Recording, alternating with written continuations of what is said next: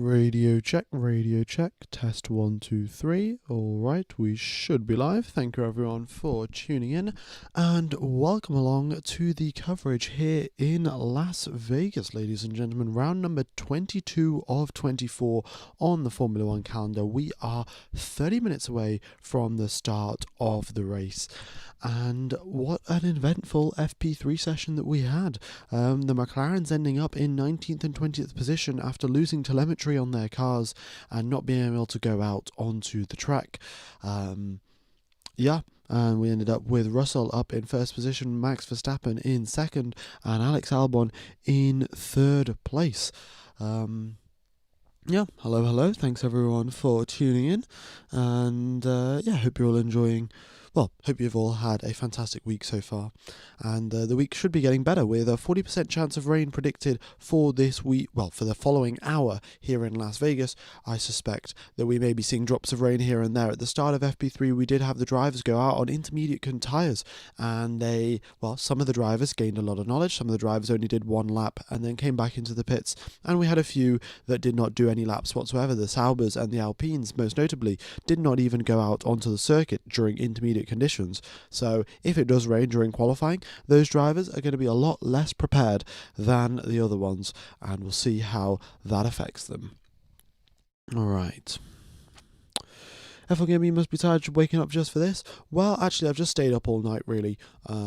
So it's slightly long, but it will be fine at the end of the day. The stream will end, qualifying will end at 5 AM UK time, which is fine, and then I'll just go to sleep. And I've got nothing on Saturday anyway, so I can just sleep till 1 PM or 2 PM or whenever it is.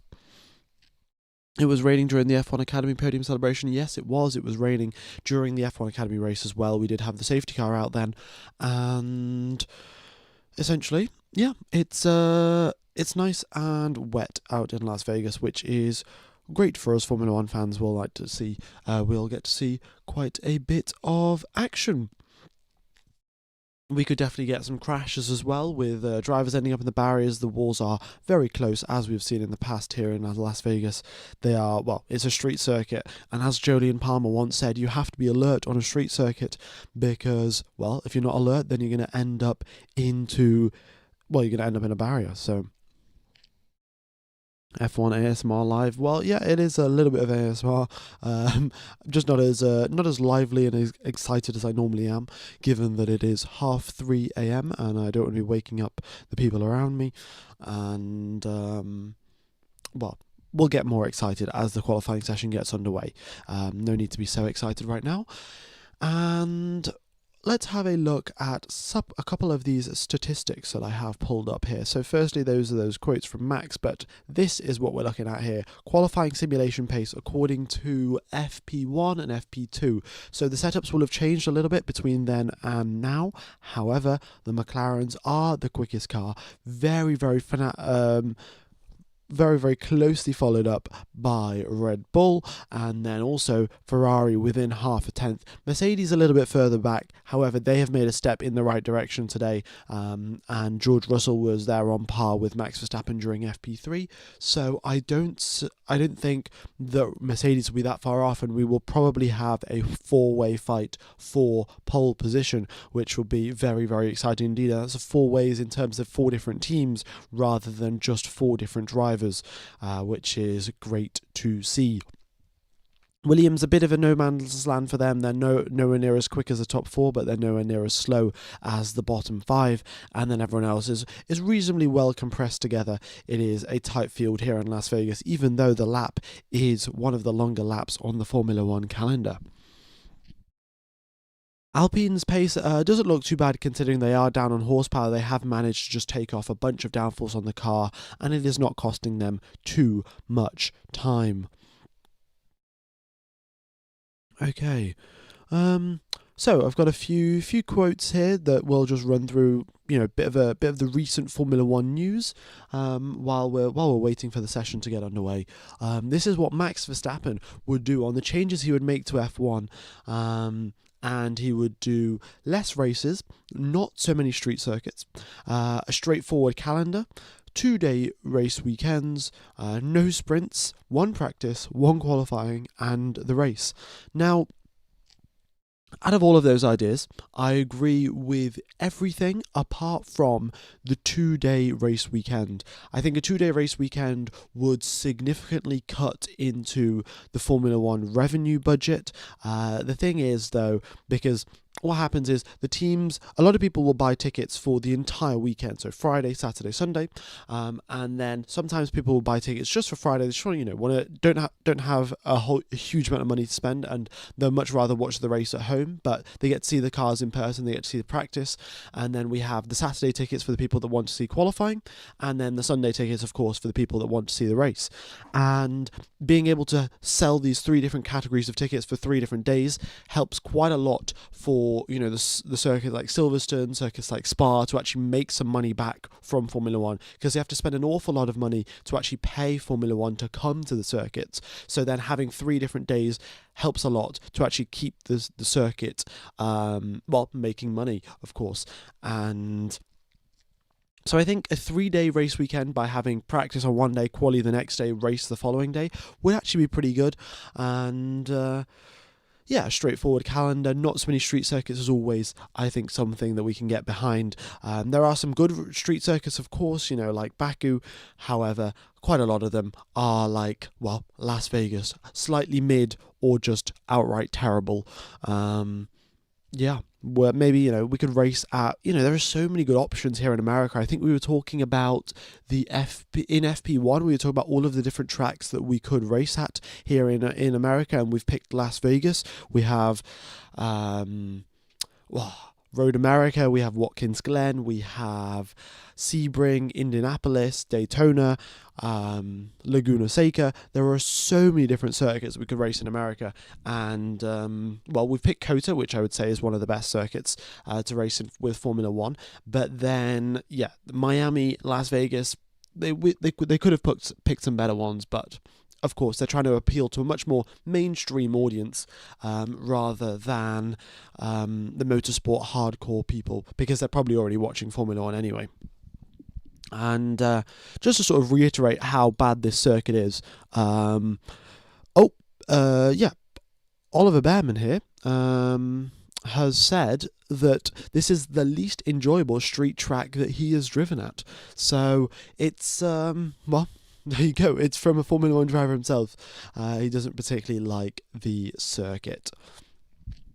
Sebring is too brutal for F1. Yes, they would. I mean, if Sebring was to get certified for Formula One to actually be safe enough to drive there, then they'd have to certainly make some modifications to the bumpiness of the track and get that sort of resurfaced. But it definitely could be done.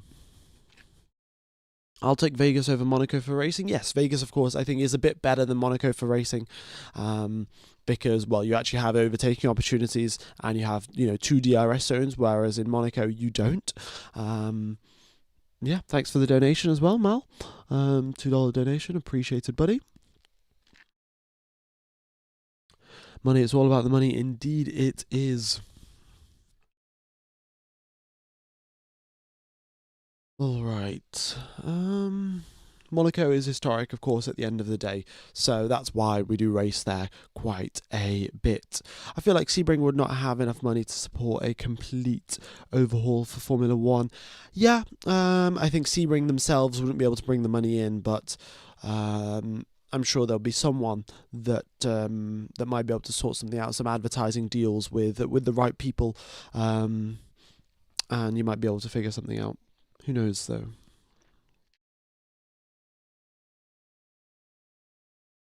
When will quali start? Quali will start in 21 minutes time. It says there above on the screen, folks. And should be pretty exciting indeed, with the rain forecast and the rain expected imminently, really.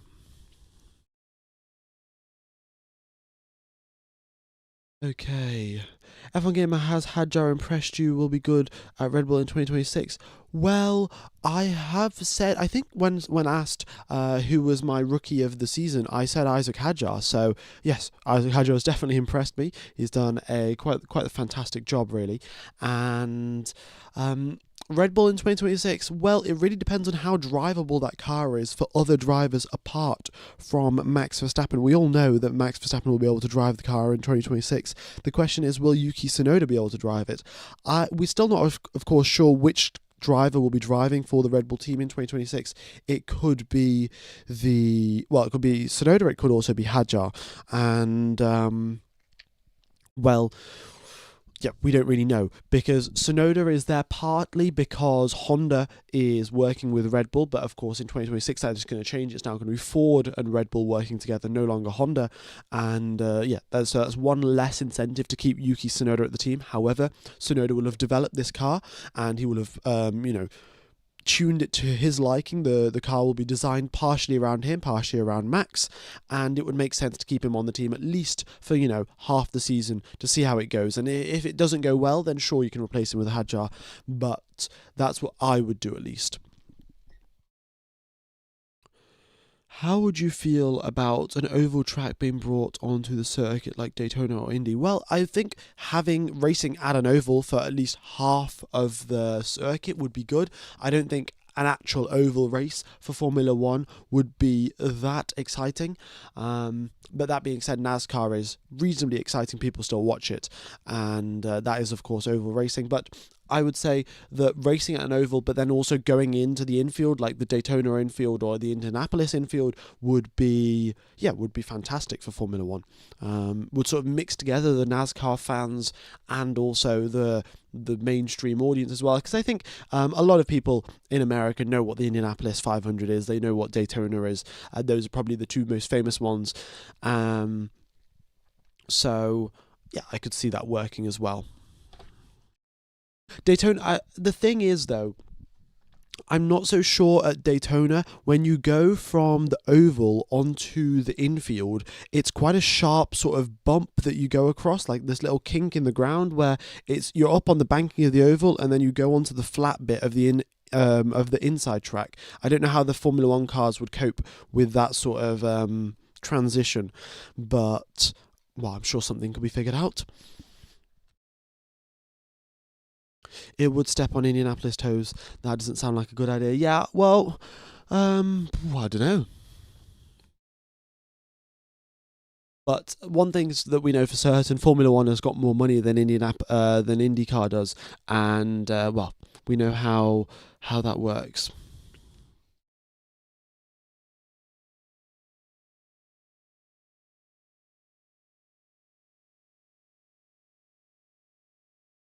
All right.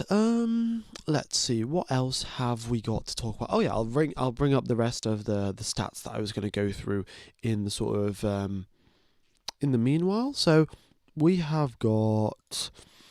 Oh yeah, just a heads up for anyone that doesn't know, the qualifying record between Fernando Alonso and Lance Stroll this season is 20-0. He has, Alonso has beaten Stroll pretty much every single, well, not pretty much, every single time. He's done it every, it was quite close on a few occasions, but Alonso coming out on top on all of them.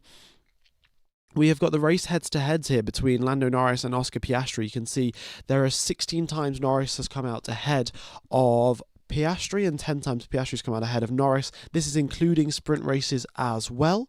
And, well, you can see Norris has come out ahead more times and he's also got more points to go with. In the qualifying, it's 12-9 to Norris as well. It was, in fact, 9-9 just 3 races ago, but in the previous 3 races, Norris has beat Piastri every single time. And, now it's 12-9. So we'll see if Piastri can turn that around. Last time in Las Vegas. Have I got the right stat? Where is it? Yes. Piastri last time in Las Vegas has been pretty close. In 2023 and in 2024 was extremely close to beating Norris. On average was just under a tenth away. Last year was under half a tenth away from Norris's lap time. He has lost out on both occasions at the Las Vegas circuit. However, he was not that far off. Looking at the Ferrari head-to-heads, we've got Charles Leclerc beating Lewis Hamilton quite comfortably in quali, on average about 2 tenths or so quicker during final flying laps. And then looking at race performances, he's also beaten Lewis Hamilton on most times and has scored around 60 points more than him as well. Yeah. All right, the screen has just gone black, and we'll be getting the data coming through very, very shortly, folks. In about 30 seconds' time, we'll be getting the data coming up onto the screen. Fantastic. All right. YouTube, wait, let's see, what was this? YouTube question, we would love to see stream highlights, reactions, race behind the scenes, meme reviews, your thoughts. I would also love to make those videos. The question really is of time. I'm also, I don't know how, if all of you know this, but I'm also studying for a mechanical engineering degree right now, and well, it's quite time occupying, to put it simply. So yeah, I don't have all of the time in the world to be making loads of videos and stuff. Of course, I would love to, but yes, just haven't had the time recently. Or, to be honest, for the last few years.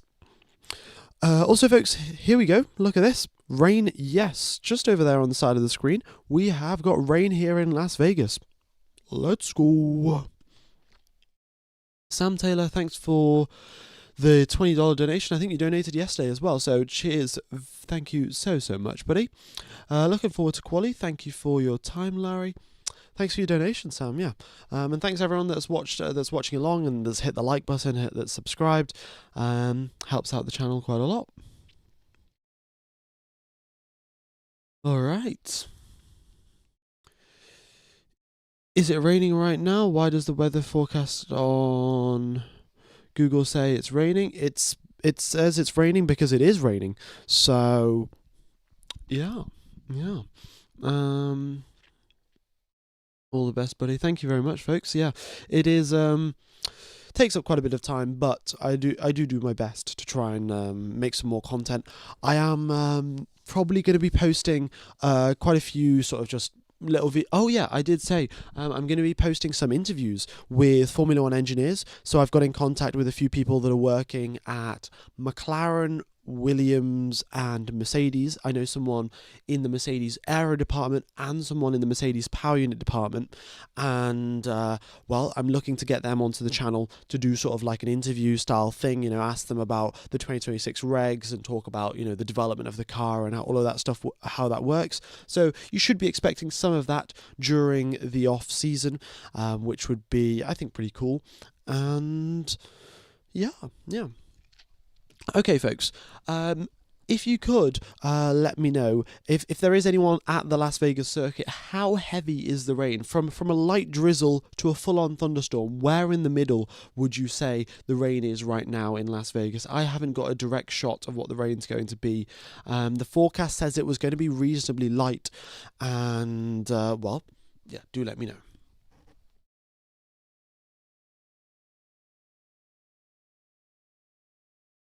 Let's see.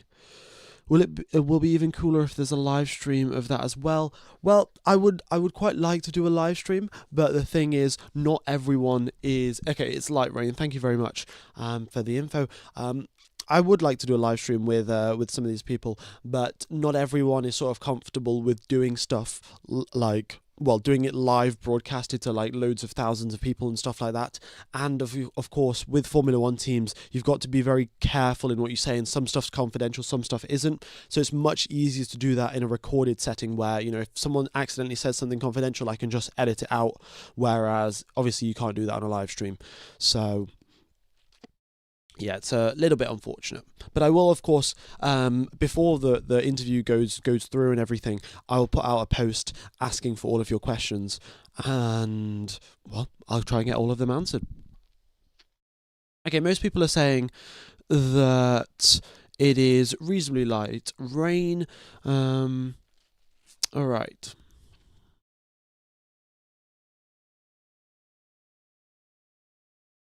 Brilliant. Can you get any driver on an interview like P1, Matt and Tommy do? I would love to get a driver on interview. However, I'm really just not that big at that moment at this moment in time, and I haven't got like a track record of giving interviews to other people and stuff like that. So I'd prefer to sort of start off with, you know, engineers, and then maybe move up to race strategists, and then team leaders, and then work my way up to interviewing a driver. It's probably not the best thing to do for the first person I interview to be you know, an ex Formula One driver or something along those lines. Anything special about the terms here and which turn numbers? Yeah, I'll take you through a flying lap of the circuit while we're here waiting. Hello, Multi Ninja. Nice to see you here, buddy. Right, flying lap. Here we go.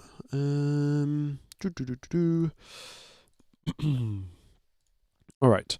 So this is the flying lap around Las Vegas. You're coming down. This is the main straight. Sorry, you got turn number 17 here. This is where the manhole cover is actually, and this is the manhole cover that resulted in FP2 getting red flagged because it was moving around a little bit too much. Essentially, there was a problem with the locking closing mechanism, and it was moving about too much, and it was essentially unsafe. So they fixed the locking mechanism, and then they also, as a precautionary measure, welded it shut, and they've done that for every single manhole cover around the circuit now, so that should not be an issue for the rest of the weekend.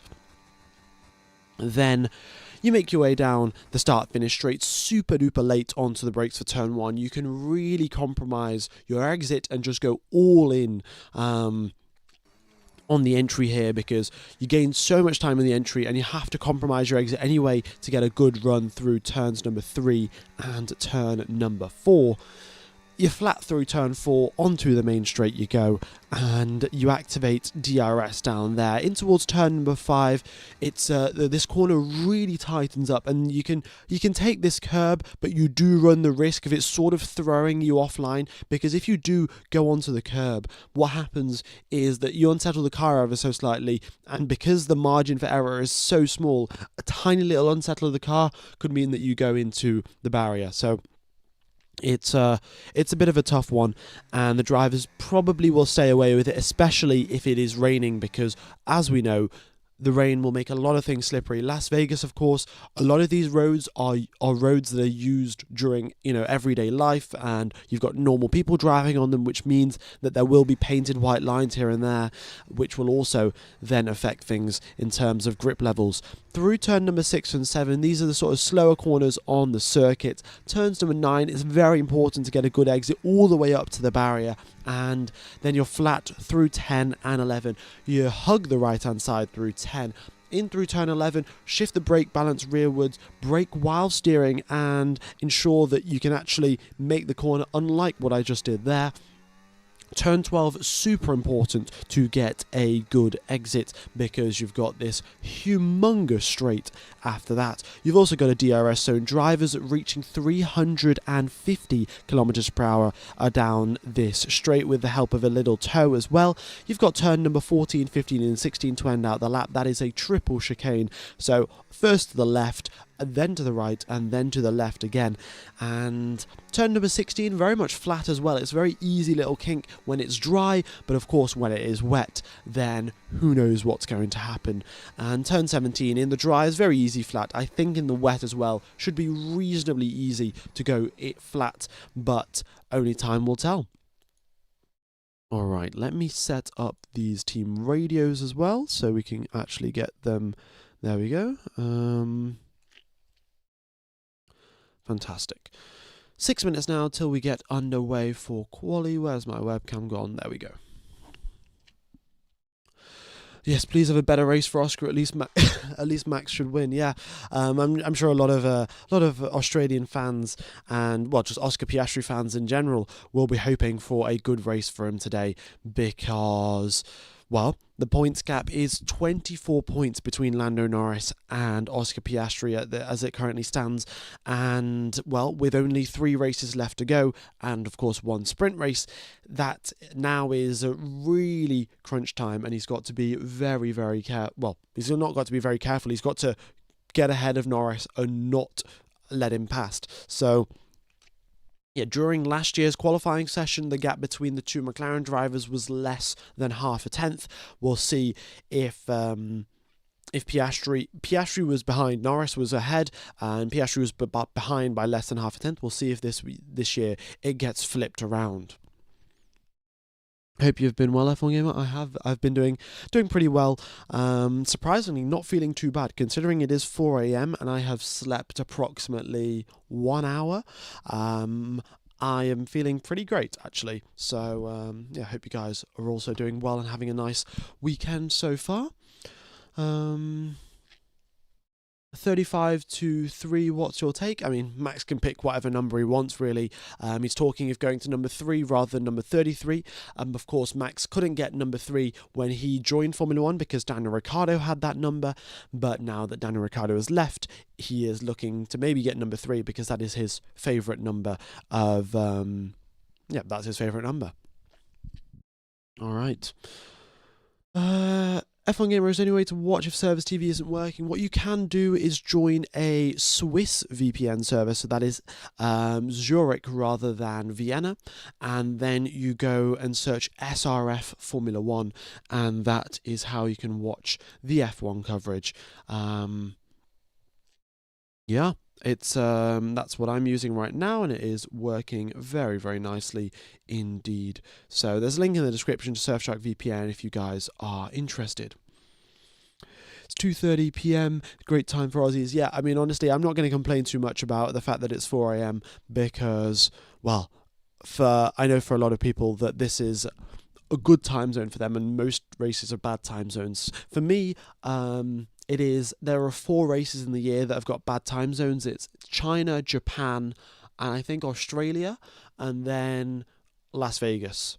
Those 4 races have got, like, they're at 3 a.m. or something like that, but apart from that, the rest of them are all fantastic. So, yeah, I'm really not going to complain. Is it raining in Vegas? Yes, it is, folks. Yes, it is. As you can see there, rain is yes. I don't know if they've disabled DRS, actually. DRS is still enabled as of right now. We shall see if DRS gets disabled as we go later on into, well, as we get towards the start of qualifying. There's only 3 minutes left now. Just to quickly go through what tyres we have got available. We have got... the C5 for the softs, the C4 for the mediums, and the C3 for the hards. And yeah, that's our tyre compound. Of course, we've got the intermediate tyres and also the hard the full wets as well. Is it light rain or is it heavy? It is most certainly light rain. We've had the weather radar was showing light rain during FP3. The F1 Academy race had rain as well. During the podium celebration, there was also rain. And, well, right now, there is also rain. So... yeah, it's raining, folks. It's raining. Oh, actually, the rain looks reasonably heavy here in some of these shots. In some of the shots, it looks light. Some of the shots, it looks heavy. Folks, it's raining. Let's go. Okay. Have a coffee on me. Thanks for the content, matey. Very much is appreciated. Who X1J. Yeah, thanks for the donation, buddy. Have a coffee. I shall have a coffee. Thank you very, very much. Okay, well, folks, it's raining and it's looking rather hard, actually. I said it was light, but it's getting harder by the minute. And, yeah, they're probably going to have to disable DRS. But let's go. I think it was raining outside as well. Yeah, it's raining outside for me. So, brilliant.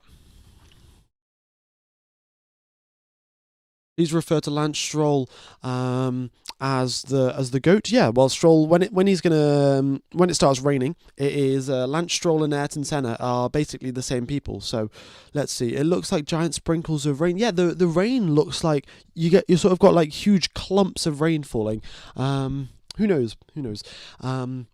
So we shall see what happens with that. But I suspect it's going to be intermediate tyre conditions, and we're going to get drivers going straight out onto the track, which is fantastic. Superstar 8553, thanks for the content, thanks for the donation, buddy. Thank you everyone for tuning in, by the way. We've got 5,000 people tuning into live stream. If you could hit the like button, that would very much be appreciated. And folks, as expected, DRS has been disabled. You can see there the green dots have now, the green sort of dotted line across the straights have now turned grey. So DRS has been disabled because of the heavy rain. Fantastic. All right, drivers queuing up at the end of the pit lane. Ladies and gentlemen, boys and girls, welcome along to qualifying here in Las Vegas. For the first time in a qualifying session, we have had rain at this circuit, and it is intermediate tyres confirmed for everyone. Everyone's got their rain lights on. You can see these huge raindrops splashing onto the circuit, splashing into these puddles, and the timer has got 14 seconds left on the clock, and we are about to get underway for qualifying here in Vegas. Alright, we have got Q1, Q2, Q3, the standard 18 minutes, 15 minutes, 12 minutes procedure as always. However, I have a feeling we're going to end up with a red flag somewhere here, and that is going to add to the length of this session. The first car out onto the circuit, Fernando Alonso. Then we've got Lance Stroll, then Pierre Gasly. Let's go. Alright, I need to change it, not 40% chance of rain, I need to change it to heavy rain in the chat. Let me do that. Heavy rain. Heavy rain. All right, there we go. Ooh, it's chat's going by a little bit too quickly. All right. Hi mate, have a drink on me, Simon Pirelli. Oh, thanks Simon, for the donation, buddy. Will do. Hope you're doing well out in Asia, and yeah. Oh, wet tyres. Stroll and Alonso are on wet tyres. Brilliant. Okay. Fantastic. So we'll see which tyres work out better. Maybe the Astons are just being a little bit safe on the cautious side. They're going out for full wets. But, Norris saying keep an eye out on the Astons. Oh, also I need to change over so you guys can see the radios. There we go. Unfortunately, the chat's going to disappear, but you guys can actually read the radio messages. And, yeah, so Norris has asked their engineers to keep an eye on the Aston Martin onboards to see if they're doing better because they've got the full wets on, especially at the start. Because the thing is, right now, along all of these corners, all of these straights, there's huge amounts of standing water. Now, these full wet tyres can clear that up nice and quickly, and then let's say in 10 minutes' time, you can switch onto the inters and it'll be okay. But as of right now, the wet tyres might be the way forward. The rain is forecast to end in 14 minutes' time. We don't know if that will actually happen because the forecast earlier today was also a little bit inaccurate. But let's just wait and see. We have now got Fernando Alonso. Fernando Alonso making his way down the main straight, and well, we're on board with him. Gasly's come over the radio saying box for full wets. Fernando Alonso is underway on his qualifying lap. Here he goes in towards turn number 1, nice and smooth through the corner, a little bit twitchy on the throttle as he makes his way through turns number 2, but it looks good so far from the Spaniard. The Aston Martin isn't the most stable thing in the world, but he blasts his way down the straight now. No DRS, of course, as he heads towards turn number 5, and this huge plume of spray flying out the back of his car. Super late on the brakes for Alonso, being cautious, of course, not to lock up because that will definitely ruin his lap. And yeah, here he is coming across the first sector line. It is a 36.0 is the benchmark set by Fernando Alonso. However, every single driver behind him will be improving because the circuit will be getting quicker and quicker. And we've got a yellow flag already. That is Isaac Hadjar at turn number 14, 15 and 16. Brought out the yellow flag, however, has managed to get going again and no severe disruption caused. Alonso continues on, and yes, Alonso is pushing all of this water off to the side of the circuit, so Stroll behind him, and then Hamilton who's behind him, and then Albon who's behind him. All of them will have a slightly more clearer track with a slightly less water on the circuit, so don't expect Fernando Alonso's time to be right at the top there. But yeah, we'll see how it goes. In the middle sector of 42.2, and again, Stroll goes about 4/10 quicker there because Stroll is clearly the GOAT in wet conditions. He's got pole position back in Turkey 2020, and he's going to be doing it again, isn't he? That is all that I can say from Lance Stroll. Alonso has beaten Stroll every single time in qualifying this season. Will that continue, or will Stroll just be the clear GOAT of Formula 1? time will tell. Fernando Alonso, however, does come out of the final corner. Stroll follows him out, and we have got, I think, Hamilton aborting his first sector, Albon aborting his first sector, and so does Charles Leclerc. Bortoleto, however, managed to not abort the first sector, so clearly something is going right there for the Saubers, and you can see the majority of drivers have switched over to the full wet tyres. The drivers that were out on the inters, all of them aborted their first sectors because they just did not have the grip. Everyone else is out on full wets, and great news, ladies and gents. We are finally, the full wet tyres are getting used. How long has that been since we've actually seen the full wet tyres being used? Who knows? Lance Stroll messes up the final sector, and Fernando Alonso ends up ahead of him. There you go. Am I really surprised? Not so much. But the lap times are a full 2 minutes 3 seconds. This is going to take quite a while for an entire lap to get completed. And, well, the drivers are going to struggle towards the end of Q3 if it stays in these sort of conditions. Max Verstappen having some issues as well, going straight on in a few braking zones and having to do a 180 to get out of it. And it's not just Max Verstappen. We've had other drivers as well go straight on. We've got lap times deleted here for Norris. Norris made the same mistake at turn 14. So did Lance Stroll, and Alex Albon has made a mistake at turn number 8. So loads of mistakes getting done, and I will try and keep you updated on what's going on. We've got a yellow flag there. That looks to be George Russell at turn number 12. Manages to keep going though. Went down the escape road, did a 180 and continues onwards. Bortoleto and Hülkenberg both set lap time second and third for those two respectively, but still slower than Fernando Alonso. Then we have got Lance Stroll, purple in the middle sector, looking pretty solid. Alonso's also coming out the final corner, so we'll see what he can do. Hadjar starts a flying lap. Lando Norris also starts a flying lap. This is lap number 2 for Fernando Alonso because he hasn't made that many mistakes so far, and comes across the line, improves by 3 whole seconds, folks. 3 whole seconds. That is partially down to the track getting quicker, but that's also partially down to Fernando Alonso knowing which part of the tracks have got more grip. And Stroll goes 7/10 quicker than his teammates, and it is nearly a 2-minute lap time flat. McLaren in the bin. I'm devastated. Yeah, well, we'll see what happens to the McLaren drivers. Lando Norris through the first sector isn't looking all that bad. Let's see, Oscar Piastri, 14 seconds off the pace, had to abort after the final sector after making a mistake. And we have got Verstappen out onto starting a flying lap as well. All right, so here we go then. Oliver Behrman is the next driver to come along to complete a lap. He makes his way through turns number 14, 15 and 16, pulling off a full-on Tokyo drift between turns number 14 and 15. He barely keeps that car on the road. Incredible job there by Oliver Behrman. Now he's just going to be making his way up very, very slowly. Huge amounts of spray off into the distance. And here he is coming across the line. What's it going to be for Oliver Behrman? He was P4 in Mexico, has had pretty good form since. He's P4 once again. And Gasly, next driver coming across the line, 3rd position for him, and he is still 2.5 seconds behind Lance Stroll and Fernando Alonso. Ocon up into 5th position, Colapinto next across the line, and then we've got Bortoleto and Hülkenberg coming through. Hülkenberg, in fact, is getting a little toe off his teammate as they come along the back straight, and it's 6th position there for Nico Hülkenberg.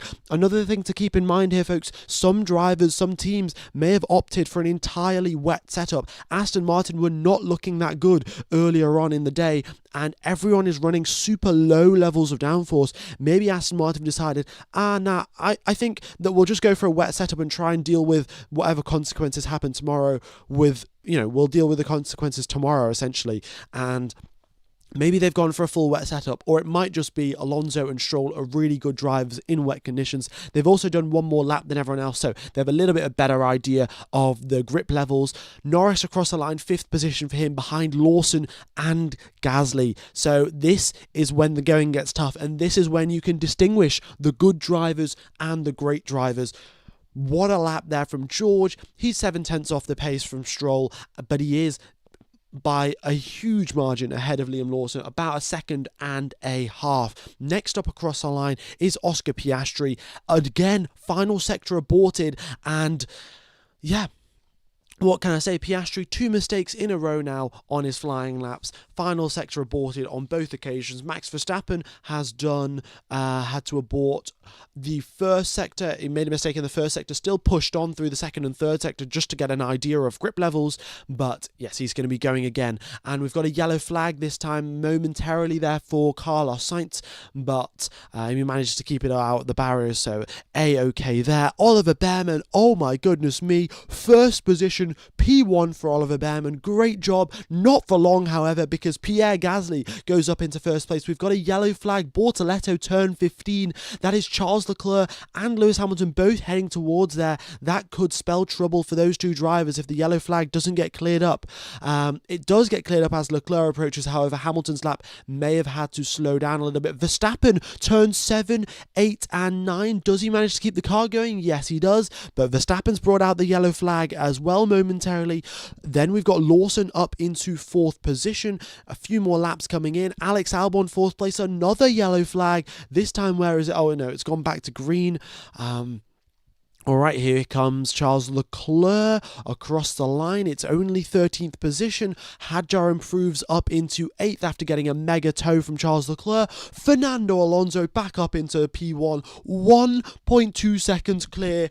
Oh my god, Fernando Alonso, if it stays like this, he genuinely might get pole position. This man is incredible. How old is he? And he's still got the pace here. Another yellow flag. Again, Bortoleto at turn number 5. Russell improves up into 2nd position, only 2/10 back from Fernando Alonso. Here comes Yuki Tsunoda to start a flying lap. Lance Stroll is purple in the middle sector. He's got some serious pace in that Aston. Can he hold the final sector together? No, he cannot. 7 seconds off the pace in the final sector for Lance Stroll. He's got to go again. All right.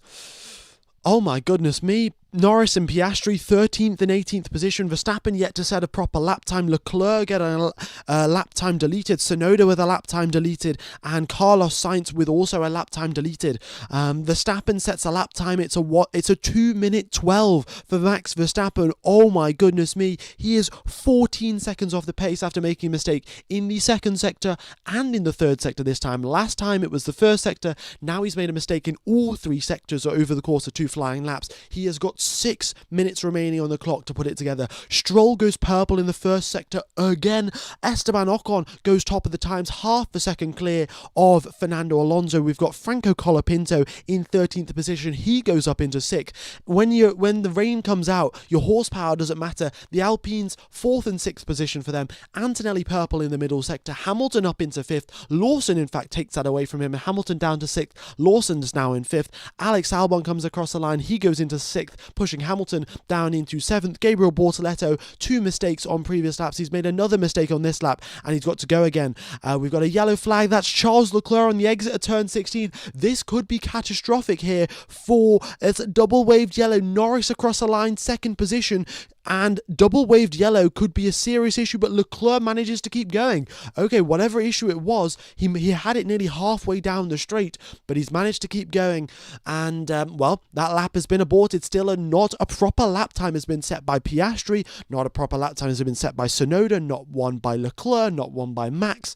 And not one yet by Sainz. Sainz, however, is on a flying lap. Let's see what he can do. Tsunoda comes across the line. It's only 15th position. He is 5 seconds off the pace. He's 5 seconds slower than Lance Stroll. Stroll up into P1. Not for long. The smooth operator is up into P1. He has set a lap time of a 1 minute 55.6. Piastri goes up into 2nd position. Great job there. 2 full seconds faster than his teammate. Let's see what Leclerc can do. Max Verstappen up into 5th position. Another yellow flag. Who is that this time? It is Pierre Gasly at turn number 16. Behrman up into 3rd position. Currently the drop zone. Hadjar, Hulkenberg, Tsunoda, Bortoleto, Leclerc. 4 minutes, 30 seconds remain on the clock. Folks, we've got 12,000 people tuning into the live stream. Folks, if you haven't hit the like button, be sure to do so. Hopefully you are enjoying this commentary. I'm doing my absolute best to keep on track of everything that is going on. Ocon up into 4th position. And then we've got Alonso purple in the middle sector, Russell purple in the first sector. Colapinto improves up into 6th place. Hamilton is currently on the drop zone. He's also on a flying lap though. Let's see. Hulkenberg up into 15th, Hamilton up into 8th. We've got Liam Lawson currently in 13th position. Comes across the line too slow on that lap. Oh my goodness me. It is a Williams 1-2, ladies and gentlemen. It's a Williams 1-2. What are we, back in the 1990s or something? Carlos Sainz P1, Alex Albon P2. James Vowles take a bow. Not for long though. Norris has just gone up into 2nd position, and it's Williams versus McLaren's. Oh my goodness me. Fernando Alonso, let's see what he can do. It's 2nd position for Alonso. He's still going quicker than Lando Norris. Carlos Sainz, however, that lap was incredible from him. Kimi Antonelli up into 5th position. Charles Leclerc, can he set a lap that isn't got a mistake in it? Yes, he can. 10th position. He's 9/10 off the pace. George Russell, Mr. Saturday, grew up in the UK where it was rainy all the time. He is now only 63 milliseconds behind from Carlos Sainz. Norris purple in the first sector, looking good for him. Max Verstappen purple in the middle sector. Let's see what he can do as he comes out of turn number 16. Foot is flat to the floor. He comes across it. He's, well, running up to the start-finish line. No DRS, of course, down that straight, flat through turn 17. What's it going to be for Max Verstappen? Across the line, P1 for Mad Max, and he is 2/10 clear of Carlos Sainz. Currently, the drop zone has got Bortoleto, Gasly, Lawson, Tsunoda, and Hulkenberg. Hamilton is 1 position away. He is in 15th position and is running the risk of getting eliminated. 2 minutes and 30 seconds remain on the clock. Norris purple in the first sector. Norris purple in the 2nd sector. Let's see what he can do in sector number 3. Ocon goes across the line, 5th position for him. Gasly up into 3rd place. We have got Colapinto across the line. He stays in 14th position, not ideal to say the least. Hulkenberg improves up into 9th position. Next up is Liam Lawson, currently in 19th position, up into 5th from the Kiwi. Fantastic job from him. Alex Albon is currently in 11th position across the line, unfortunately cannot improve, and he's got to go again. Lewis Hamilton has got a lap time deleted, and he gets dropped down into 19th place. This is it now or never for Lewis Hamilton. This lap has got to count. Norris up into 3rd, Hadjar up into 4th position. Lewis has just got a lap time deleted, folks. He has to put this lap together, otherwise it is game over and eliminated out of Q1. That is what's about to happen. Leclerc up into 1st position. The track has drastically improved, but Charles Leclerc has improved even more. 1st position for him, 2/10 clear of Max Verstappen. Carlos Sainz purple in the middle sector. He's getting a mega toe off Yuki Tsunoda. He comes across the line, unfortunately. It's not enough for 1st position, but he's 17 milliseconds behind his former teammate. Strolls up into 1st place. He's 4/10 back. Behrman's in the barrier, and he has brought out the yellow flag, but he's managed to... but he's reversing out of it. He seems to be okay. He hit the barrier. His front wing is somehow intact, and he should not cause the yellow flag for too long. He's just got to do a 180 and get out of turn number 16. Oh my goodness me. How is Stroll doing this? I don't know. Even Verstappen cannot beat Lance Stroll. Oscar Piastri is up into 3rd position as well. Esteban Ocon 4th place for him, and the drop zone has got Antonelli, Bortoleto, Colapinto, Hamilton and Tsunoda. The yellow flag is still out. Oliver Behrman, can he get out of the way? Can he stop the yellow flag from being called? This is going to ruin a lot of drivers' final sectors. 8th position for Nico Hulkenberg, and here comes Liam Lawson up into 5th for him. His final sector wasn't amazing, but that was probably due to the yellow flag. Another yellow flag being called for Albon driving slowly, I think. I'm not sure exactly why. Here comes Lewis Hamilton, 9th. Oh my goodness me. Hamilton's just been eliminated because of yellow flags caused by Oliver Behrman and Alex Albon. Albon gets eliminated as well, unfortunately, after making a mistake in the final sector directly into the pit lane. Kimi Antonelli has got a few more seconds and he might be able to get out of the drop zone. Fernando Alonso, currently in 14th position, was going so well, and he still is going so well. P1 for Fernando Alonso. It is a Aston Martin 1-2. Not for long. Mr. Saturday's just gone up into first position. George Russell P1 by 0.6 of a second. Wow, George. Here comes Yuki Tsunoda, currently in 20th position. Is he going to get eliminated? Yes, he is. Stroll across the line, unfortunately cannot improve. Carlos Sainz does not improve either. Kimi Antonelli has aborted his lap and has gone into the pit lane. Albon eliminated, Antonelli eliminated, Bortoleto, Tsunoda and Hamilton. What a turn of events, ladies and gentlemen. Verstappen improves on his final flying lap up into second place, and wow. Wow.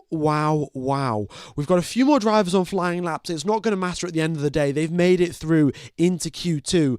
And in fact, Colapinto may just have put it into the barriers, or has at least gone into the escape road. I think he's fine. But wow, what a qualifying session so far. Gasly up into P5. Wow, that is Gasly spelt with a 5. Honestly, brilliant job from him. And yeah, Hulkenberg improves up into 7th position. Behrman there on the risk of elimination, but he's not going to get eliminated because, of course, Albon, Antonelli, Bortoleto, Tsunoda and Hamilton, none of them can improve their flying laps. All right, folks. All right. This has been absolute chaos. I've not stopped talking since 18 minutes ago. Thank you, everyone, for tuning in. Hit the like button if you haven't already. Hit the subscribe button if you haven't already, if you're enjoying the coverage. And, oh my goodness me, Alex Albon, huge damage to his car. He hit the wall. Front right tyre completely fell off. And he has, he's now, well, driven back to the pits on 3 tyres. He's pulled a Lightning McQueen. Track's getting better, probably into now, maybe. It's still 1 minute 50s, and we were getting approximately 1 minute 40, I think it was 1 minute 46s that we got at the start of FP3 when it was intermediate tyres. So we're still a few seconds away from what we had at the start of FP3, but there is a potential crossover period somewhere there. Okay, Q2, I shall put the timer up on the screen, folks. Q2 will be getting underway very, very shortly. I'm also surprised that we haven't had a red flag. The amount of yellow flags that were going off was absolutely mental, and somehow we didn't get a single yellow flag, a single red flag. We got a double yellow for Charles Leclerc, I think it was, but that was all. Wow. Okay, well, it's 16th for Albon, 17th for Antonelli, 18th for Bortoleto, 19th for Tsunoda, and 20th for Lewis Hamilton. Okay, folks, wow, what an incredible Q2. What an incredible Q1, sorry. Q2 will be getting underway shortly. As you can see there, the timer 2 minutes and 30 seconds up on the screen, and we'll be getting underway for Q2. Brilliant. Fantastic. Tsunoda's been noted for a yellow flag infringement, and not that it's going to matter because he's in 19th position anyway. Folks, we've just got a replay here of what happened to Oliver Behrman, just locking up, unlocking the tyres, then relocking the tyres, locking up, and then managed to go directly headfirst into the barrier, but he scrubbed off so much speed that he didn't actually break his front wing. And Lewis Hamilton saw quite a few yellow flags, which he had to drive slowly for, of course, and that resulted in him getting eliminated. Wow. Mega. Thanks, buddy, for the coverage. Awesome work. Keep the good work up. Thank you all for watching. I mean, what have we got? 12,000 people watching the live stream. Thank you all for tuning in. And, well, hope to see you around for the race tomorrow. We've got quite the dejected Kimi Antonelli and Lewis Hamilton roaming around the paddock, going to get weighed. And I'm sure they'll be heading home very, very soon because, well, they don't want to stick around after this. Why has the start of Q2 been delayed? Guys, don't delay the start of Q2. We need the action in the rain. The FAA have, for whatever reason, delayed the start of Q2, so I shall just increase the timer by 1 minute, hoping, fingers crossed, that it's only delayed for 1 minute, but I don't know why. I think what they're doing is probably checking for debris where Behrman hit the barrier. Behrman hit the barrier and Albon hit the barrier as well. So those two drivers, they just want to check the barriers are okay before they go back out onto the circuit. So that's why they've delayed it. So, you know, as much as I'd love for the cars to go out right now, it is quite likely that we're going to see another driver go off at turn number 15, and it makes sense for the FIA to check the barriers, make sure that they're all in good condition, and then we go again. Okay. Oh, I don't know why it says Q2i. Apologies for that one. There we go.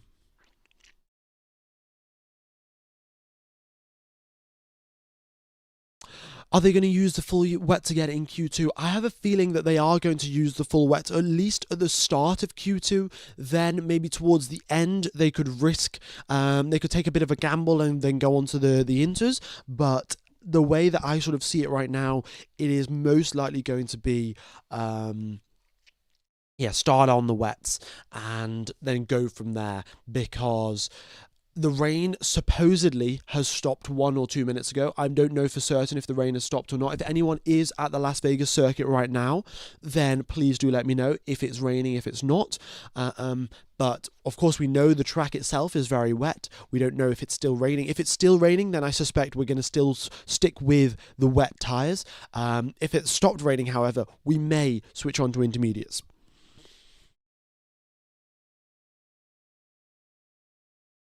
All right.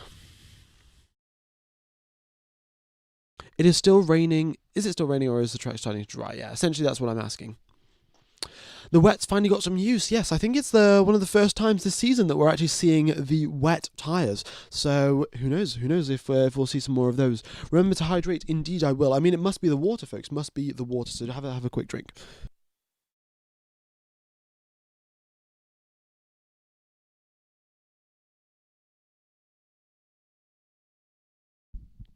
Ether Fake, thanks for $10 donation. God's work with all the live streams this season, mate. Very much is appreciated. And yeah, thanks for the donation. Thanks for helping out. And I'm glad that you guys are enjoying it. It's so much easier to commentate Formula One when there's actually exciting stuff going on. They should genuinely schedule all of the races so it's at the rainy period of whichever country that we're in. So, you know, if we're racing in Singapore, it should be at the monsoon period time, or the typhoon time in Singapore. If we're racing in Japan, it should also be at the similar time, because honestly, it makes so much more fun. But alas, the Formula One calendar scheduling is not something that I can pick.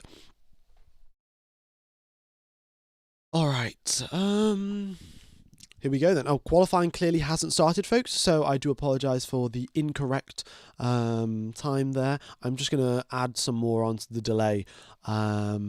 Probably another 2 minutes 30. It shouldn't take them that long really to check the barriers, but essentially, yes, they are checking. You can just see there they've checked where Alex Albon crashed over there on the sort of that side of the circuit, just where Behrman crashed in the barriers there at the bottom right. They're gonna have a check of that, and then we should be good to go.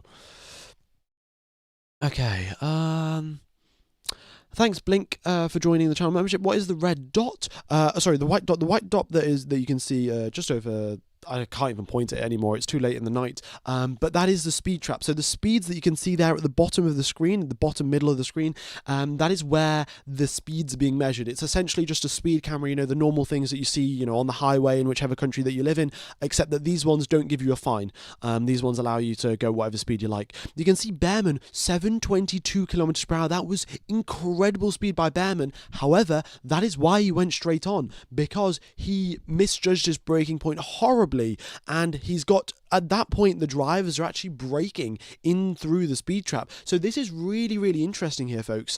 The speeds that you see there is the speeds that the drivers are approaching turn number 14. So you can see Verstappen is one of the slowest drivers to be approaching turn number 14 there. And Oliver Behrman, of course, one of the quickest, but we can see that Behrman had a crash, well, not a crash, but he went straight on at turn 15. I think Leclerc also did a similar thing. So quite a lot of these drivers that have got high top speeds in the speed traps that is because they've gone straight on at that corner and not enough braking performances was available to them. Also, folks, qualifying Q2 has been confirmed to now start in 2 minutes and 40 seconds. We've already got all of the drivers queued up at the pit lane. So here we go then. The green dots are the DRS detection points. So if you're within 1 second of the driver ahead of you at that green dot, then down the following straight, you'll be allowed to use DRS. But since it's raining right now, we've got no DRS. Rain is not expected tomorrow, unfortunately. Also, we've got full wets on Ollie Behrman's car at least, so that's an indicator that for the majority of the teams, they're going to start out on the full wets. All right. And also you can see here, they've come over the radio to Pierre Gasly, very tight to do 7 laps, much more likely to do 6. So essentially what it is with 15 minutes on the clock, the drivers will be doing probably, just back-to-back flying laps. They could probably do, I think, 2 back-to-back laps before they have to recharge the battery, and then they can do 2 more back-to-back laps, recharge the battery, and that's essentially what they'll be doing. And that's the plan for the 15 minutes of Q2. They're not going to be coming into the pits and refueling. The final runs will be with lower fuel, so the lap times will inevitably improve as the session goes on because the track gets quicker, the cars get lighter, the drivers get more experience. About time the FIA and Formula 1 commentators invite you on to the stands somewhere for live commentary of a race. You're awesome. Cheers, my friend. Thanks, Amog Natu, for the donation. Maybe, I would love to get a phone call or an email or something from Formula 1 asking me to commentate. I would love to commentate pre-season testing. That would be like, of course, it's nothing serious really going on. It's more like a podcast. But just being able to commentate pre-season testing from the track in Bahrain would be awesome. But who knows? I'll have to get in contact with the right people for that to happen. All right, 1 minute remains, folks. You can see everyone firing up their engines now. Everyone queued up in the pit lane. You can see all of the lights flashing in this nice pattern. If you are watching the live feed, you can use it. You can get the live feed using Surfshark VPN. There's a link in the description. Then you just go into Google, you search Service TV Formula 1, and you can enjoy the coverage as long as you just joined an Austrian VPN server. So if you are watching the onboard, the live feed, you can sort of see the rain lights just flashing along. It looks pretty cool, actually. You could put that into a slow-mo of something and it would look really, really awesome. You're British as well. You can surely get a commentary job. Maybe. I mean, being British doesn't help that much. I'm sure, like Sky Italy will have Italian commentators. Sky, what's it? I think there's a Dutch version of Sky or something, and they'll have Dutch commentators. So, who knows? Do you think the Canadian Grand Prix is worth going to? Also, do I order pizza or chicken? Canadian Grand Prix is definitely worth going to, and the answer would be pizza. For sure. All right, we have got Norris out onto the track first, then we've got Stroll, then Russell, and then we have got Isaac Hadjar. The rest of the drivers making their way out onto the track shortly, but it is full wet tyres, folks. Full wet tyres. Some drivers are out on fresh tyres, some drivers are out on used. So we shall keep an eye out. But as you can see here, George Russell is on used tyres. This slash through the tyre means that it is a used compound and they are 8 laps old. Whereas Stroll and Gasly and Lawson and Colapinto, they're all out on fresh wet tyres. So maybe this is an idea from George here. What George is going to do is he will do 2 push laps, or no, he'll do 4 push laps on these used sets of tyres, let the fuel load go down a little bit, let the track conditions improve, and then what he will do, in between his 4th run and his 5th run, he will come into the pits and he will put on a fresh set of intermediate tyres. They'll do a full set of wet tyres, they'll do a quick pit stop as if it's, just a normal race or whatever, quick 2-second pit stop, and then Russell back out onto the circuit can do another flying lap. That might be the way forward for George Russell. That might be a way to do it. But of course, towards the end of Q2, we may also see the drivers out on intermediate conditions. From the footage that I can see, it does not look like it is raining anymore. I think it has stopped raining, so the track will slowly start drying up now, but there is still a considerable amount of water on the circuit. We will not be going to slicks. In FP3, we had quite a lot of drivers driving around on inters for about 40 minutes or so before we switched on to the slick tyres. So yes, I suspect that we are going to be on at least wets or inters right till the end of right till the end of the qualifying session. Can confirmed rain has stopped. Okay, well there we go. We have got confirmed no rain in Las Vegas, so it is drying up from this moment in time.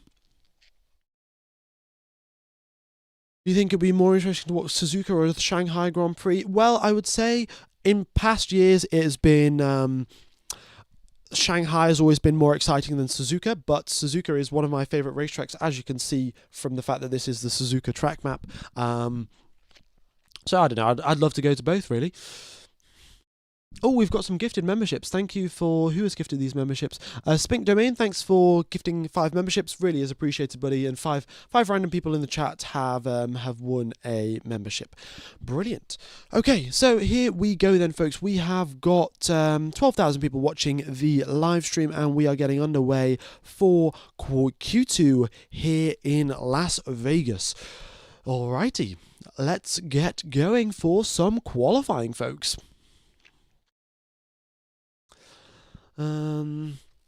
George Russell, purple in the first sector. Of course, he is one of the first drivers to actually set a first sector time, so that makes sense. But looking good there from George on the old used set of wet tyres. Maybe that's an advantage, maybe it's a disadvantage. Who knows how the Pirelli tyres work.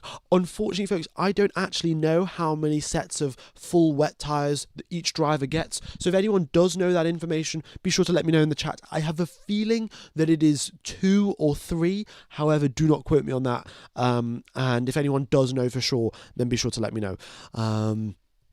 Yeah, we never really get the drivers actually using wet, so I forgot this information because, well, when was the last time we actually saw the wet tyres? What happened to Lewis Hamilton? Lewis Hamilton got eliminated because there were yellow flags during his final Q1 run. Oliver Behrman brought out the yellow flags. Hamilton had to slow down for the yellow flags. Couldn't improve. Job done. Okay, it's 3 sets of wets, 4 sets of inters. Thank you very, very much, folks, for the information. Brilliant. So we'll keep an eye out, and then we'll sort of keep track mentally. Hulkenberg and Russell are the only 2 drivers to continue out on their old set. Everyone else has come out on a fresh set of wet tyres. Lando Norris currently a 153.4, 153.3 from him. George Russell is 1/10 back. Stroll purple in the first sector, quickly taken away by Russell purple in the first sector. We'll see what Fernando Alonso and Max Verstappen can do there on their flying lap. So is Oscar Piastri. And here they come then. So Max Verstappen currently no time on the board. Now he has got a 153.8 on the board, half a second back from Lando Norris. Fernando Alonso across the line, he is also half a second back from Lando Norris, sixth position for him, and we have got Stroll in 3rd place.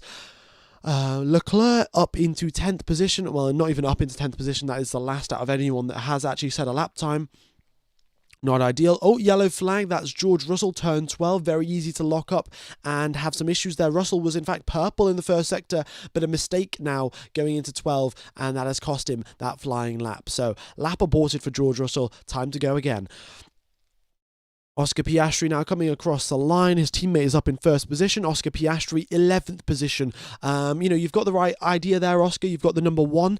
However, it would be ideal if you only had 1 number 1 rather than 2 number 1s. Chicane is significantly dry, but there are still drivers losing traction on the second corner. Fair enough. Thanks for the information there, Blink. And kind of surprising we haven't got any red flags. Yeah, it is kind of surprising, really, given the amount of yellow flags that we've had. But the drivers doing their absolute best to keep it out the barriers. And well, after all, they are the 20 best drivers in the world. And well, let's see what Charles Leclerc can do. He's purple in the first sector. Isaac Hadjar up into 4th position. And George Russell, yeah, lap time deleted there for that one when he went off the track. Stroll up into 1st position. Wait, what? Oh my goodness me. Lance Stroll, what can I say? This guy is genuinely incredible, folks. I was just talking about this. I've got this stat up somewhere. Where is it? Let me quickly just get it up. Yes, this is the qualifying record between Fernando Alonso and Lance Stroll. It is currently 20-0 for Fernando Alonso for the entirety of the season. And will Stroll outqualify Fernando Alonso? We're going to have a poll here, to be honest. It's every single race this season, Alonso's done better in quali. Alonso sets a lap time. It's slower than Lance Stroll. Verstappen, however, does go up into P1. Okay, let's do a poll. Stroll or Alonso? Have a vote there, folks. Smooth operator, second position, only a 10th back there from Max Verstappen. Great job there by Carlos Sainz. And we have got Charles Leclerc. That's a good lap there from him. Not a perfect final sector, which cost him quite a bit of time, to be honest. And that's the reason he's down there in 6th position. We have got Piastri now on his flying lap. Let's see. Oh my goodness me, P1 there for Oscar Piastri. Great job from him. 13 milliseconds ahead of Max Verstappen. We'll see what Lando Norris can do. We've got 62% of people thinking that Stroll's going to outqualify Fernando Alonso and bring an end to the 20-0 streak. Let's wait and see. Nico Hülkenberg, lap time deleted unfortunately for him, and he gets dropped down to the back of the pack. Norris across the line, it's only 6th place. He's 2/10 back from his teammate. I'd also like to point out here, folks, this is the second longest track on the Formula 1 calendar. It is a full 6 kilometers in length. And over the course of 6 kilometers, we have got the top 3 drivers within 1/10 of a second of each other. That is how close the pack is here in 2025. It is just absolutely mega. Okay, right, here comes Franco Colapinto, 14th position right now, and not good enough. Lawson, however, has just gone up into P1, half a second clear of Oscar Piastri. Wow, fantastic there from Liam Lawson, P1. And next up is Max Verstappen, actually. He is not on a flying lap. This is a cool-down lap, so he's starting his flying lap. Now, Charles Leclerc, however, is on a flying lap and is looking pretty good, actually. Here he comes across the line. What's it going to be for Charles? Unfortunately, another final sector blunder. The final sector is supposedly the drier sector of them all, but clearly some mistakes are being made, and some breaking points being misjudged by Charles Leclerc. Lando Norris, purple in the middle sector, looking good. Lance Stroll, the GOAT, is out on intermediate tyres. Intermediates, first driver out on intermediates. Clearly he's got the skill to handle the circuit on inters, and we'll see if the gamble pays off for Lance Stroll. Here comes Lando Norris. Is he going to get a tow from Oscar Piastri on his quali lap? That is not on. Piastri's a little bit too far up the road, to be honest, for Norris to be getting a tow off him. And here comes Lando Norris. He goes ahead of Oscar Piastri, but still behind Liam Lawson. Wow. Okay. It's a McLaren 2-3. Sorry. Apologies for the coughing there, folks. I've just been a little bit ill over the course of the last week. Stroll has aborted. Oh no, Stroll's still doing a slow lap here. He's trying to get his inters up to temperature. It's a Racing Bulls P1. It's a Racing Bulls 1-2, folks. Now they are the number 1 team. It's, you know that meme, it's like, I'm the captain now? It's that meme right now. Racing Bulls are the number 1 team. I don't know how long that's going to last, because Max Verstappen, as you can see, they're just coming out of turn number 16 now. He's going to get a tow probably from Pierre Gasly, who's about to start his flying lap. So, well, here comes Max Verstappen. What can he do? He's in the Red Bull, same engine, but clearly better aerodynamics package, and probably a better driver across the line. It is P1 for Max Verstappen. Half a second is the gap between Max and Hadjar and Lawson. All right, Red Bull 1-2-3, ladies and gentlemen. It's been a while since we've seen that one. And George Russell, purple in the first sector. Track is improving drastically. We'll see if Stroll can hang it out on those inters. It's going to be tough for him, but nothing can stop Stroll. He is an unstoppable force, to be honest with you guys. 3 minutes and 45 seconds left on the clock. Ocon improves up into 9th position. Charles Leclerc starts a flying lap, and we have got George Russell making his way towards turn number 14. What are Piastri and Norris doing in towards the chicane? Are they playing games with each other? Well, championship's getting exciting. Smooth operator. Oh my goodness me, Carlos Sainz is ahead of Max Verstappen. It is the top 4 drivers are either Red Bull drivers or former Red Bull drivers. Incredible job there from Carlos Sainz. Let's see what Oscar Piastri can do. He is starting his flying lap now. Here comes George Russell. And it is P3 for George and Carla. We've got the first sector purple from Charles Leclerc. Lando Norris also starting a flying lap. Stroll's first sector, most importantly, folks, it's a 34.7, not as quick as the rest of the drivers. It's approximately 3 seconds off the pace. We'll see if he can make up that time in the middle sector. However, with 2 minutes left on the clock, he could get away with it on the final run. If he times it just right, he may have the best possible track conditions and the best shot to use those intermediate tyres to their full potential. But it's still a bit of a gamble, and we don't know if it's going to pay off. He does not have time to come into the pits now and to change it. He has got to stick with what he's got. He comes through the second sector line. What is it going to be for Lance Stroll? Unfortunately, that is again 2 seconds off the pace. It's just ever so slightly so early. For the intermediate tyres, and well, we'll see if he can get it to work on lap number 2. Alright, Verstappen currently in second position. 1 minute 58 seconds remain on the clock. He starts a flying lap. Fernando Alonso improves up into P4. Charles Leclerc improves up into 6th position. Great job there from Charles. I'm just going to end this poll here, and yeah, not looking all that great. Actually, the final sector here from Stroll, looking good. It's personal best. It's not purple, so he's not beating anyone, but it is personal best. It's a good sign and a step in the right direction. He could get those. Maybe he didn't have enough temperature in the intermediate tyres. Oh, wait. He's just gone. The first mini sector has been purple, the second one yellow, unfortunately, but Stroll might be onto something, so don't count out Lance Stroll just yet here, folks. Okay, next up, who is coming across the line? Oscar Piastri. Oh my goodness me. Oh no. Oscar Piastri is, with 1 minute left on the clock, he has to go for another flying lap right now. His previous lap was not good enough. It was a 1:52.4, a full second slower than his teammate. Lando Norris goes up top of the times, and Piastri could risk getting eliminated if he cannot improve on this lap. We'll see what his first sector time looks like. Stroll, unfortunately, still the first sector not up to scratch. The second sector looking partially better than it was before, but still not amazing so far. This is not looking good for Piastri. Max Verstappen, purple in the middle sector. 0.2 is the gap between him and Norris right now. Max is looking really, really good. Piastri is showing signs of improvement, some small signs of improvement. A purple sector there, but quite a lot of yellow still. And, well, it spells trouble. That's all I'm going to say. Esteban Ocon is setting a few purple sectors here. We've got Stroll looking good in the final sector again. So here comes Max Verstappen then. Currently in third position. Across the line he comes. Not a great final sector. Loses out by 4 seconds. And yeah, it's third place for Max. Checkered flag is falling. No more. He could go again, actually. We'll wait and see if he does.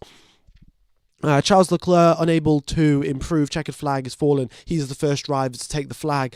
Ocon across the line does not improve. Behrman does not improve. Oscar Piastri might just get away with this one.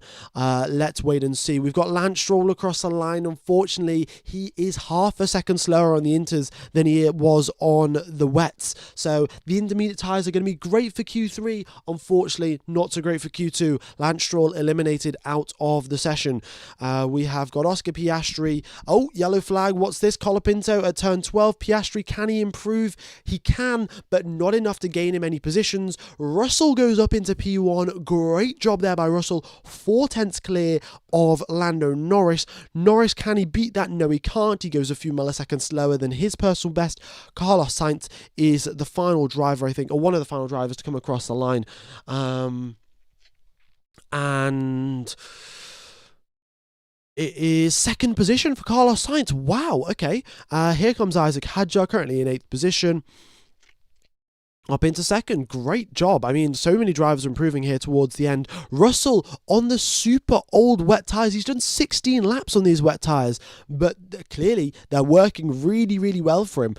Does he want to switch onto the inters during Q3? Does he want to stick with the soft, with the wets? Who knows?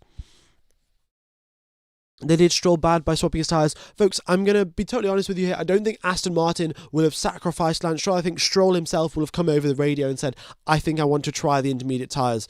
But unfortunately, it was the wrong call. And not even the GOAT could pull off the intermediate tyres. But genuinely, he was looking so good. With that set before. So yeah, it just is what it is. So this is the end of Q2, ladies and gentlemen. Hulkenberg eliminated, Stroll eliminated, Ocon, Behrman eliminated, and Franco Colapinto eliminated. Those are our 5 eliminations for Q2, and we have got the top 10 list finalised. So George Russell, Isaac Hadjar, Carlos Sainz, Lando Norris, Max Verstappen, Liam Lawson, Pierre Gasly, Fernando Alonso, Charles Leclerc, and Oscar Piastri. That is our top 10, ladies and gentlemen. Piastri was lucky, it was Franco. Yeah, I mean, Piastri did get pretty lucky there. You can see, to be fair, he is on the cusp of being eliminated. However, look at the lap time difference. He was about 7 tenths quicker than the driver that got eliminated. So there was, a reasonably big margin there that the other drivers had to improve, and unfortunately they could not overcome that barrier. Yeah. Radio frozen for 20 minutes. I will give it a quick refresh, but to be honest, guys, as I've said quite a few times over the course of the season, the radios are very much an enigma, and sometimes they work, sometimes they don't work, and we're just going to have to, see what happens.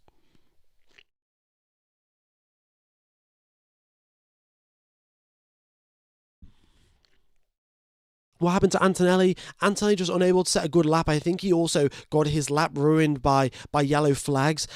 It was Behrman that brought out yellow flags at the end of Q1 that ruined Hamilton's lap. I think it also ruined Bortoletto and Antonelli's lap. I cannot remember for certain though, but yeah, it might be something to do with that. Did Piastri crash? No. Everyone's made it through, actually. Still, surprisingly, no red flags. Okay, we've got the start time for Q3. Let me just pop that up on the screen, folks. We'll be getting underway for Q3 very, very shortly. There we go. All right, 3 minutes and 55 seconds, and we shall be underway. Please tell me what's the meaning of age. It is how old the tyres are. So we clearly saw that, Russell had done 17 laps on those tyres, Hadjar had done 9, Sainz had done 8, etc., etc. Yeah. All right. So that has been Q3, folks. That has been Q2, sorry, not Q3. Also, why has the radios glitched out? Oh, there we go.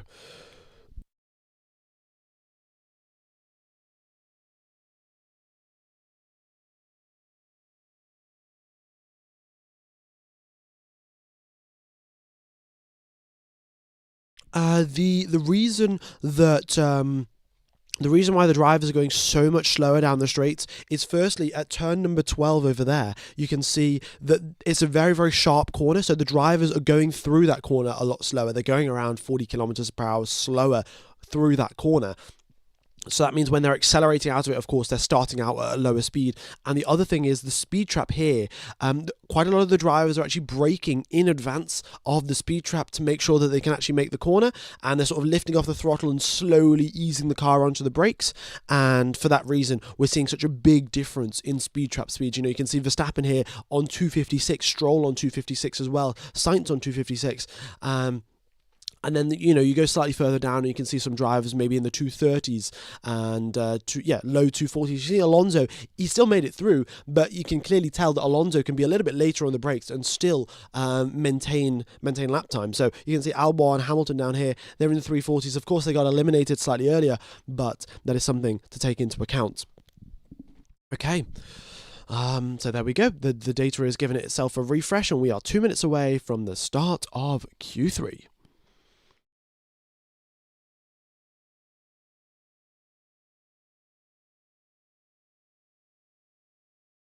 Okay. Moral of the story, never pit for Inters too early. Indeed so. But someone's got to pit to try it out, don't they? So now everyone knows that intermediate tyres may work towards the end of Q3. They're definitely not working at the start. And, we shall see how it goes. Still heavy rain? No, unfortunately not. I should probably unpin that message, actually. The rain has stopped. The track is still wet, however. Yeah. All right.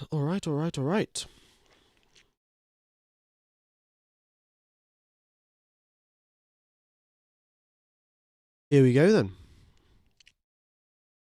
What are your predictions, folks? Who do you think is going to be getting pole position? Is it going to be George Russell? Are we going to get a surprise pole from maybe Fernando Alonso, maybe from Carlos Sainz? Is it going to be Max Verstappen or Lando Norris? Is he going to put it together again?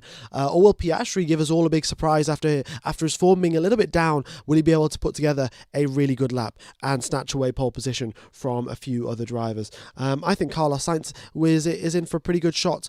I think everyone's really in for a good shot. We know that once the rain comes out, it is a leveler of the playing field. Ooh, Piastri is out on Inters. We've got quite a few drivers here potentially looking to use intermediate tyres. This is interesting. We'll see what tyres everyone else comes out on, but it is a gamble that you could take because it's quite likely that halfway into the session that it's the perfect time to switch over to intermediate tyres, but at that point you'll have to do an in-lap, then do an out-lap, and you lose a lot of time. We've only got 12 minutes on the clock, and you need at least 2 minutes and 20 seconds, or 2 minutes and 15 seconds or something, to do an entire out-lap. So for that exact reason, we may get drivers just start out on the inters. And yeah, Norris is out on the inters, so is Leclerc, so is Piastri. Hadjar is out on inters as well, so there we go.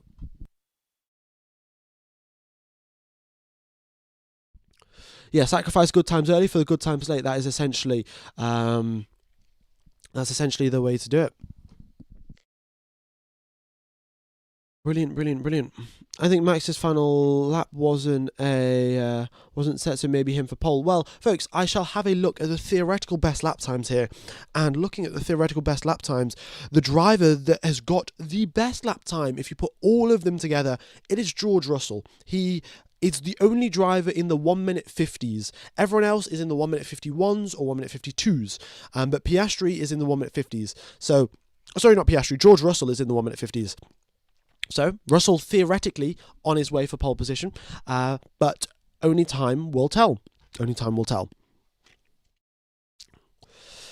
All right.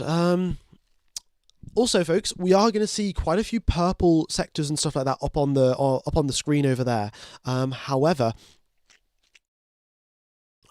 what you will see is that you want to be comparing those sector times that you see up there to the sector times on this side of the screen, because this is the quickest sectors we've seen throughout the entire qualifying session. These purple sectors you can see there is only Q3 specifically. We want to look at the entire session as a whole. So if drivers are going quicker than these times here, if the first sector is quicker than a 31.4, you can with confidence say the intermediate tyres are the better choice. All right, so here we go then. We have got Charles Leclerc starting his flying lap on a set of intermediate tyres, looking good so far as he makes his way through turns number 1, 2, and 3. Through turn 4, looking pretty solid. We'll see what his sector time is. That is the key thing. Is it going to be bigger or lower than a 31.4? Here comes Charles Leclerc then. What can he do? Everyone is out on intermediates, by the way, just to sort of clarify. And Charles Leclerc, it says purple up there, but it's a 32.2. That is 7/10 slower than his previous first sector. So it's still not perfect intermediate tyre conditions. Norris also goes slower as well. So the Inters aren't the perfect choice right now, but the teams are hoping in 9 minutes' time, they are the perfect choice. Okay. Max Verstappen also starts his flying lap. All right, we've got everyone coming through. George Russell's the last driver to do his last driver to start. We've got Leclerc, who is the first driver to start. Everyone is sliding around, of course. The Inters do have totally different grip levels, totally different characteristics to the wets, so the drivers have to get used to that very, very quickly. Of course, they've only got 8 minutes now till the end of Q3, so they've got to get used to that very quickly, and, well, we'll see if it works out for them. Charles Leclerc through the middle sector. You can see there a 38.9. Max Verstappen's quickest middle sector, a 38.1. So again, they are 8 tenths down in the middle sector. So maybe the correct choice was to go out on the wets. Because how much track evolution are we really going to get in the space of 8 minutes? Is that the right choice to make? Who knows? Carlos Sainz, however, Carlos Sainz does not care. Carlos Sainz is going so quickly, 4 tenths quicker than Leclerc overall. And in the middle sector, he has just gone 6 tenths quicker. Oh my God! 4 tenths quicker. Mega from Carlos Sainz. He's looking really good. Leclerc is first right now. Piastri is ahead of his teammate. However, that does not last long. Isaac Hadjar 7 tenths up on Charles Leclerc. Next up, Liam Lawson. What can he do? It's third position for him. He is 7 tenths back from his teammates, and he has slotted himself ahead of Oscar Piastri. Carlos Sainz, P1. Oh my God. He was purple in all 3 sectors for a second there, quickly taken away by Norris, which was then quickly taken away by Piastri in the first sector. But Carlos Sainz, incredible lap on those inters, and he can really switch on the tyres. Alonso, Verstappen, they're all struggling to switch the tyres on. You can see Norris there 4 seconds down, Alonso 5 seconds down. We'll see what Gasly and Russell can do, yeah, it's not looking anywhere near as good. Gasly 5 seconds off the pace. George Russell was 2 seconds off the pace in the first sector alone, and again 1.5 seconds off the pace in the middle sector. Norris has gone a true purple here. Norris has done a 37.3, and Piastri, they've also just gone up onto the leaderboard there on the right hand side. So the intermediate tyres are now in good shape for sector number 2. Charles Leclerc's just gone off the road there at turn number 15. Is that going to bring out the yellow flag for Lando Norris's flying lap? No, it is not. Norris, however, is sliding and drifting around in that McLaren. The car is barely on the road, and he's going to get a tow from Charles Leclerc as well. I don't know how significant that will be. Not all that significant, to be honest, but it will help ever so slightly. Here comes Lando Norris across the line, and what's it going to be? P1 by 1.2 seconds. Oh my God.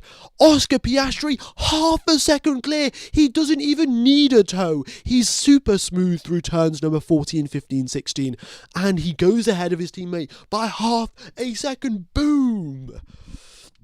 All right, well, here it is, folks. 5 minutes remain on the clock. You can see there at the bottom left, 5 minutes remain. Let's see what the drivers can do. Carlos Sainz splits the 2 McLarens. Again, fantastic job from him. Let's see what Fernando Alonso can do. Can he match his fellow Spaniard? Let's see, through turn number 17 he goes. What's it going to be for Fernando Alonso? Only 5th position. Isaac Hadjar, purple in sector 1. He goes 3 milliseconds up on Oscar Piastri in sector 1. Max Verstappen is in 5th position, but he is 2 full seconds off the pace. I don't know how he is 2 full seconds off the pace in wet conditions. Max Verstappen, the wet race, he's so good in wet conditions, but clearly something's up today, and Oscar Piastri looks like he's on another level right now. All right, here comes Isaac Hadjar then. What's his middle sector looking like? I think he may have backed out of his middle sector after making a mistake. And, oh no, it wasn't a huge mistake, but he is still a second or so lost there, unfortunately, for Isaac Hadjar. Max Verstappen takes the quickest first sector away from him as well. So it's gone from good to bad for the French driver there. All right. Fernando Alonso's first sector's looking pretty good as well, and this is it then. 4 minutes and 20 seconds remain of Q3. Let's get going, folks. Who do you think is going to be who's going to get pole position now? Genuinely, Carlos Sainz. I said it a little bit earlier on, but he's in with a really good shot here of pole position. Isaac Hadjar and Lawson doing fantastically in 4th and 5th, but there are still 1 entire second off the pace. Actually, as I say that, Lawson is only 2 tenths back. So who knows what's going to happen? Piastri now starting a flying lap, and Sainz and Alonso. Sainz is starting 1. Alonso is on a flying lap right now. And let's see what he can do. Norris purple in the first sector. And he goes 4 tenths quicker than Russell. Leclerc matches him within 1 millisecond is Charles Leclerc and Lando Norris's first sector. Wow. Verstappen, P2, he is 85 milliseconds back from Piastri. That was a sensational lap from Piastri on the previous run, but he's got to do it again. Oh my god, the data's just... Okay, wait. This is... why has the data just done this? Apply. Alright, here we go. The data's back. It'll be a little bit out of sync, but anyway, there is 2 minutes, 30 seconds left on the clock. Lando Norris about to finish his final flying lap. Oh, yeah, and he's purple in Sector 1, purple in Sector 2. Here he is, coming up towards the start-finish line. He has one more shot at a lap after this one, but will this lap be good? Oh my god, 7.5 tenths up ahead of his teammate. Wow, Lando Norris, Charles Leclerc is 1.5 seconds back. That middle sector was terrible for Charles Leclerc, and he loses a huge amount of lap time there.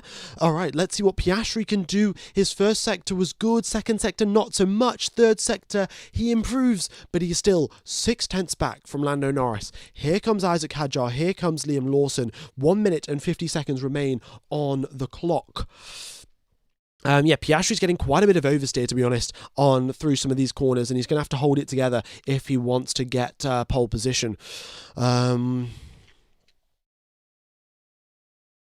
Okay. Folks, if you haven't hit the like button, be sure to do so. It goes a really long way to helping out the channel. Hopefully we can make our way towards 2,000, 3,000 likes. That would be mega. All right, then. So this is it, 1 minute 22 left on the clock. Everyone is now starting their flying laps or is already on them. And Norris is not on a flying lap. However, he might make it around in time to start another one if he times it correctly. Piastri also the same for him. But with a minute left, it's going to be a little tight for Oscar Piastri. And we'll see what happens. Thanks for joining the channel membership there, A Wolf and Spirit, I think. All right, George Russell, only 7th place for him. He's 1.5 seconds off the pace. And his pace that was on the wet tyres has not translated over to the intermediate tyres whatsoever. And well, let's see. He could go on a double back-to-back run, and it looks like he is actually, so let's see what he can do. Lando Norris, 27 seconds left on the clock, so he is starting his final flying lap. So is Charles Leclerc, and so is Oscar Piastri. Piastri, can he get across the line in time? I think he can. It might be a little tight with only 15 seconds left on the clock, but he should be able to get across the line. I really do hope so. Russell, purple, Sector 1. Max Verstappen, second fastest in Sector 2. We've got 3 seconds left on the clock. Isaac Hadjar, 6th position for him. This is it. Liam Lawson's final lap. What's it going to be? 3rd position for Liam Lawson. Great lap there from him. And this is it, folks. The end of Q3.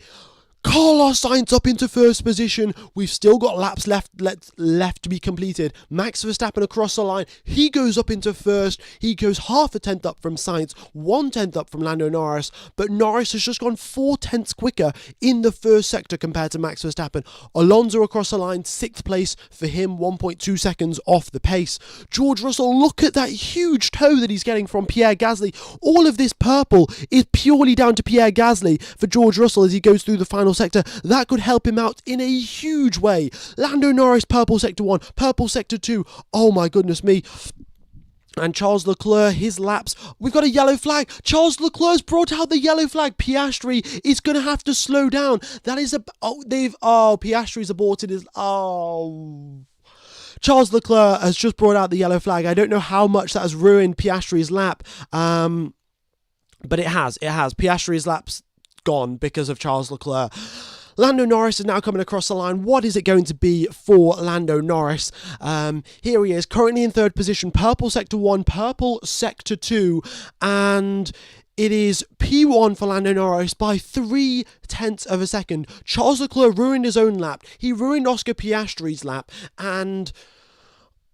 oh my god, Charles, mate, what is this? Piastri was on a good lap as well. You can see, look at this, all of this purple. And this was green as well, and then you screwed it all up. Oh, okay. Well, Piastri's going to have to start in 5th position if he's going to try and chase Lando Norris down. I was hoping for a closer championship battle, but, well, luck has its funny ways of working, and Oscar Piastri, unfortunately, on the wrong side of luck today. Anyone else on flying laps? Unfortunately not, folks. Unfortunately not. That is the end of... that's the end of Q3, folks. That is the end of Q3. Lando Norris P1, Max Verstappen P2, Carlos Sainz P3, Russell P4, Piastri P5, Lawson 6th, Alonso 7th, Hadjar 8th, Leclerc 9th, and Pierre Gasly 10th. All right. So there you go, folks. It was, just to sort of clarify, I was sort of rooting for Piastri to get close to Lando Norris because I want to see them battle on track. I want to see some sparks fly. But if Piastri's down in 5th position, I mean, he really had the pace to be up there. Looking at the theoretical best lap times here, Norris is still the quickest, but Piastri would have been right up there and would have been, I think, in 2nd or 3rd position or something like that. So, Exoteric, thanks for the $10 donation. Oh, also, Exoteric, I think you asked for a when I did a face reveal, you also asked for my motorcycle helmet reveal. So I'll go and do that since now I'm actually here at home. But yeah, folks, that's the end of Q3. I've been talking for an hour non-stop, so I should probably drink some water and. Yeah, folks, tomorrow's race is going to be absolutely mega, with Carlos Sainz starting in P3. Is he going to get another podium? Who knows? Max going head-to-head with Lando Norris in turn number 1. It's going to be mental. And, yeah, we'll see what George Russell can do from P4. And, wow, what a quali session. What a quali session. That has been very nice and exciting. Yeah. Give me a sec here, folks.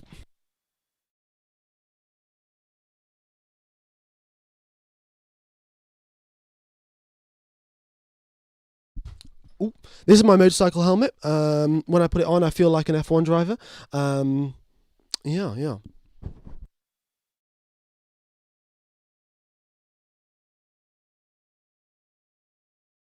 Get me in the car, guys. Get me in. You can't even hear me, can you? But get me in the car, and yeah, I'll be there. I'll be there for the championship battle in 2026, for sure.